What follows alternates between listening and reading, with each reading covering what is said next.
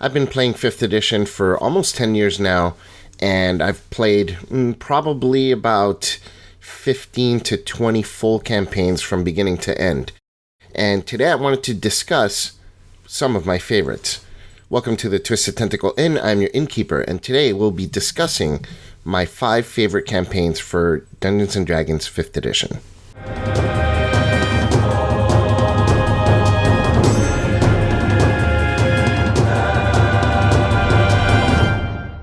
Although I'm moving away from 5th edition D&D, I know that a lot of you are still playing the game, and with a new edition coming out, some people that have left the game may come back to it.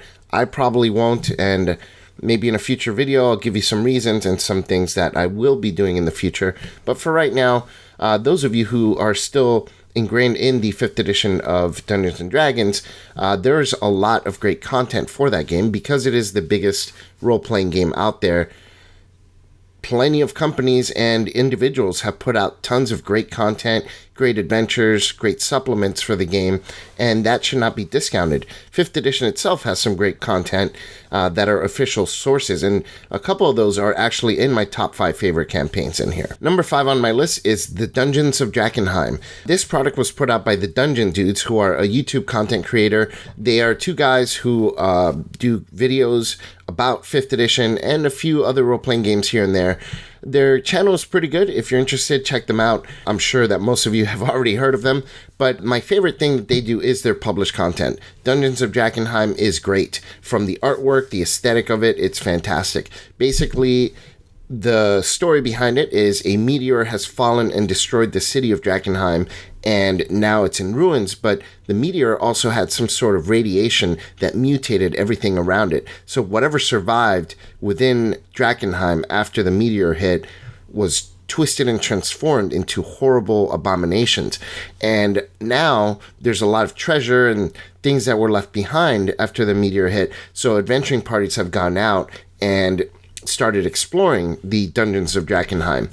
Not only that, but in the near city, a bunch of factions have come in and started kind of amassing power and enacting a lot of secret agendas and whatnot. So if your preference for games is intrigue and faction play and kind of manipulating different factions and getting involved with different side plots, this campaign is great for that kind of thing.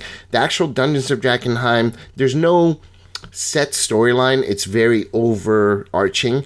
So there's no like main villain. There can be, I guess, but it depends on how you as a player play against the different factions. So it's very open-ended. If you like sandbox type gameplay, this is a great example of a sandbox that is done well. And the adventure is really cool. There's a lot of interesting creatures and monsters. The factions are some of the more interesting factions of any campaign that I've played, so I highly recommend it. Number 4 on my list is Curse of Strad. This is an official adventure from Wizards of the Coast, the publishers of Dungeons & Dragons 5th edition. Curse of Strad is probably the most popular campaign adventure for 5th edition Dungeons & Dragons, and for good reason. It's a great campaign. It has a really interesting villain in Strad von Zarovich. He is a vampire lord. Basically, the story is the players get brought into this land called Barovia. There's a strange mist that kind of draws people into this world, and no one can leave the mist.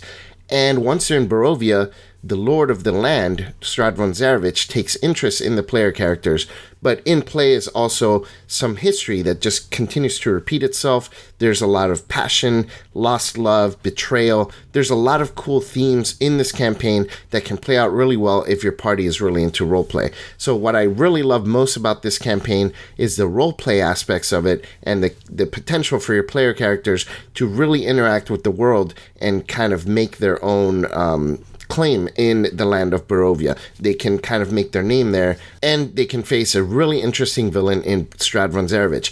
This campaign is a great example of how you can have a really cool villain that may not necessarily be overpowered. In fact, in my opinion, he's a little bit underpowered. The final fight can be kind of a letdown if it's not played properly, but Strad is his presence is always felt. He's always there. He kind of keeps coming in and messing with the player characters. So it's a great display of what a cool recurring villain can do for a D&D campaign. My number 3 is Out of the Abyss. Out of the Abyss has a special place in my heart because it was the first full campaign that I ran as a dungeon master when I first started playing Dungeons & Dragons 5th edition. Out of the Abyss, it's not perfect as far as the book, the layout of the book. It's very poorly laid out and written. There's a lot of things that you'll need to do as a game master in order to make it work, especially the last half of the campaign. It's very broad and it feels almost like they wrote the first half of the campaign and then they ran out of budget for the second half of the campaign. But despite those issues, the campaign is really cool. It has some of the most interesting non-player characters of any campaign that I've ever played. You start off as player characters, you're prisoners of Drow underground in the Underdark. You have no weapons or equipment, and you are trapped in a cell with a bunch of NPCs. There is a ton of NPCs. It can be a little bit difficult for a game master to run that many non-player characters, but spoiler alert, some of them do start dropping like flies pretty quickly, so you don't have to worry too much. But each NPC is really fleshed out and really interesting. My players, when I ran this, really grew attached to several of them. And when they went, it was very, very dramatic, very cool moments when some of those characters died or had their own moments of glory. And as the characters are trying to escape from the Drow, they realize that demon lords from the Abyss have been released onto the prime material plane. No one knows why. And in the end of the adventure, you will realize why it happened. But yeah, it's a cool kind of 2-part adventure where the first part is you just trying to get away and get back home. And then the second part of the adventure is, well, now that we know that these demon lords have been released, what are we going to do about it? And who are we going to call in for help to deal with that? So really interesting, but the biggest bonus with this campaign is the awesome NPCs that you can use as a game master and that your player characters will love to interact with. My second favorite campaign to run is Odyssey of the Dragon Lords. This is a third-party campaign, and it was written by some of the people that did the second Baldur's Gate video game, which is pretty freaking awesome that these people actually wrote an actual campaign for 5th edition Dungeons & Dragons, and they did not disappoint. Odyssey of the Dragon Lords is kind of like a Greek or Roman mythology type of environment or type of setting. And it is very high fantasy, high power, but super fun. And the storyline is really cool. It's really interesting. There's a lot of mystery and intrigue. But in addition to that, your players are kind of the primary characters in the story. They are the stars, and they get to really show off a lot of the cool things that they can do throughout the entire campaign. The campaign is very well written. Especially the first 2/3 of it. The last half was added on when the Kickstarter hit one of its goals. They added an additional section to it, and you can kind of tell they added that on last minute, but regardless, it's still pretty great. So the Odyssey of the Dragon Lords, I think its strengths are in just the overarching grandeur of the story and the themes, in addition to the fact that it does something really well that a lot of campaigns have trouble with, which is a fenced-in sandbox. A lot of people online really love sandbox adventures.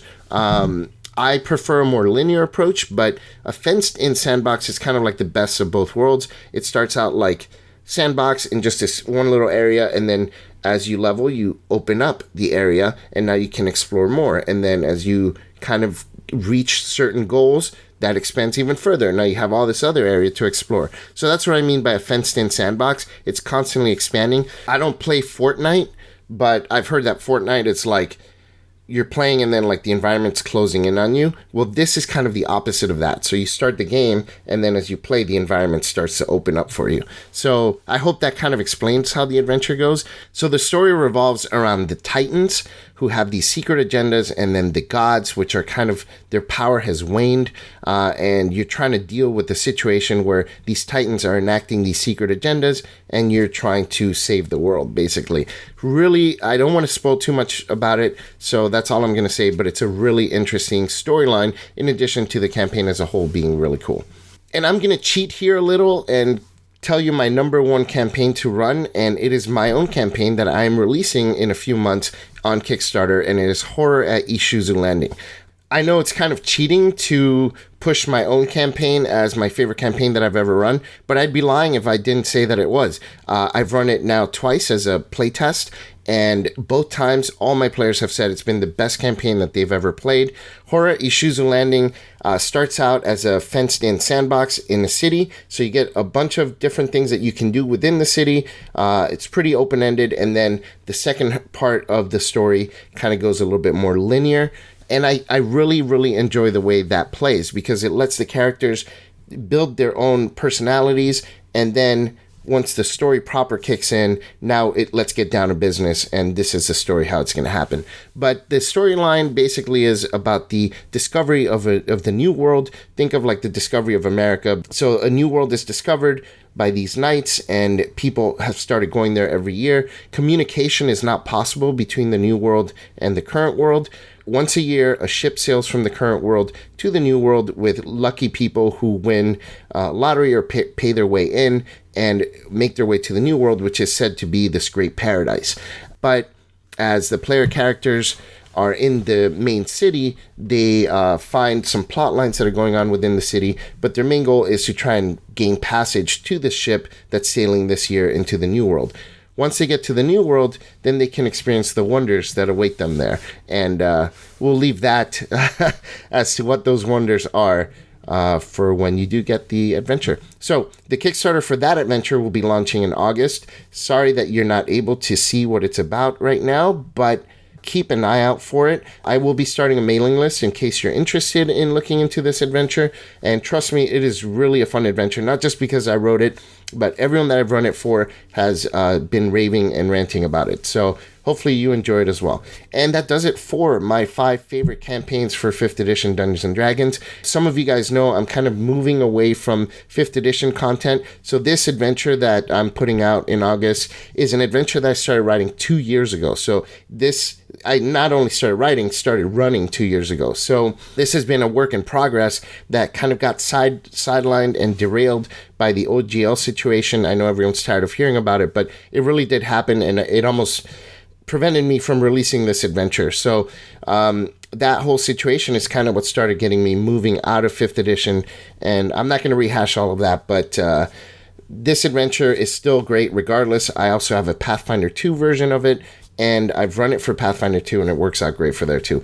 But yeah, if you're interested, send me an email, and I'll add you to the mailing list. It's wickedvase@gmail.com. That's wickedvase@gmail.com. Or you can send it to Innkeeper at twistedtentacleinn.com. And that does it for today's video. What are your favorite adventures for 5th edition Dungeons & Dragons? I'd love to hear what they are and your reasons for making them your favorite adventures. Please leave them in the comments down there. And that does it for today's video. I hope that you found this video helpful. Thank you very much. I've been your Innkeeper from the Twisted Tentacle Inn. Check in anytime. I'll talk with you then.